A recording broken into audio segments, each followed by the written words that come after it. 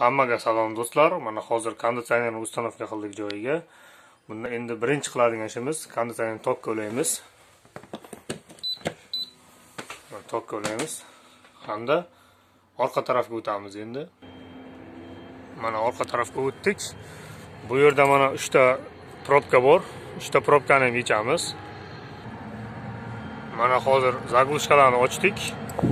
Bu yerda bizga endi shestigrannik kerak bo'ladi. Mana shunday holatda qoldiramiz hozircha shestigrannikni. Hamda zaglushkalarni yechish uchun 19 hamda 16 ключ kerak bo'ladi bizga.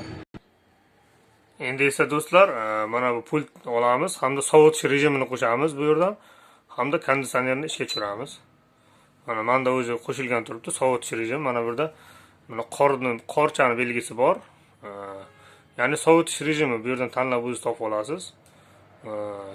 Mana ishga tushdi konditsioner. Endi yana orqaga boramiz. Hamda gradusni 16 ga qo'yib qo'yamiz. Yana orqa tarafga o'tamiz endi. Mana do'stlar, endi kutib turamiz. Konditsioner orqa tarafi ishga tushadi, o'zi kompressor ishga tushadi, bilinadi o'zi, mana ovoz chiqarish boshlaydi. Endi mana bu probkani ochamiz. Freon ketdi. Probkani ochganimizdan keyin mana bu yerda bir 2 marta bosib yuboramiz.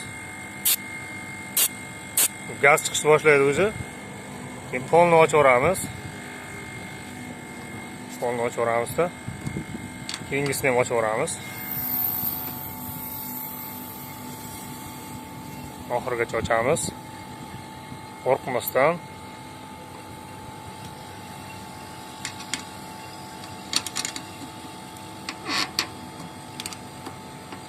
Bo'ldi.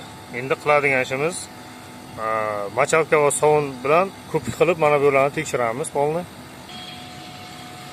Mana do'stlar, hozir machalka yo'q ekanmanda, mana bunday qilib tekshiramiz.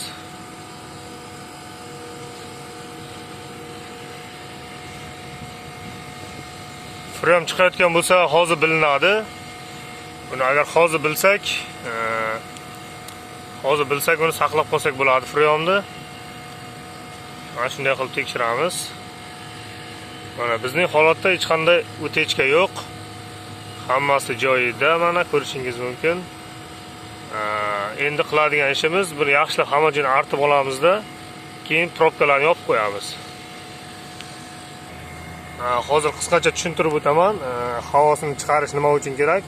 Trubkalarni joyiga qotirganimizdan keyin trubkalarning ichida havo qoladi. Buni ochgan paytimiz freon chiqadi bu yerdan, bu padacha. Freon chiqib havoni bu yoqqa qisib keladi. Shu paytda mana bu yerda bosgan paytimiz havo chiqib ketadi, hamda juda ham ko'p buni bosish kerak emas, havosini ko'p chiqarish kerak emas, chunki freon ham qo'shilib chiqadi.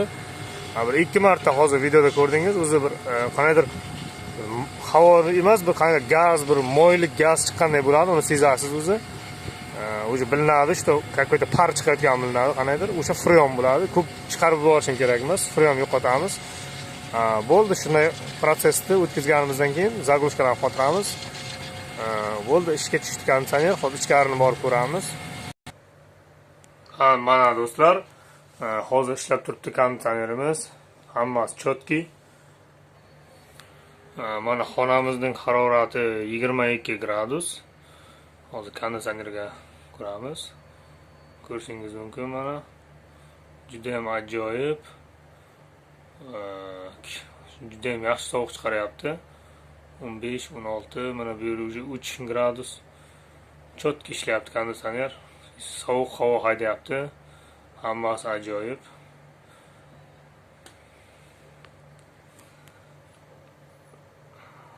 E'tiboringiz uchun rahmat. Kanalimizga a'zo bo'ling va podpisatsiya tugmasini bosib qo'yishni unutmang. Hammaga rahmat.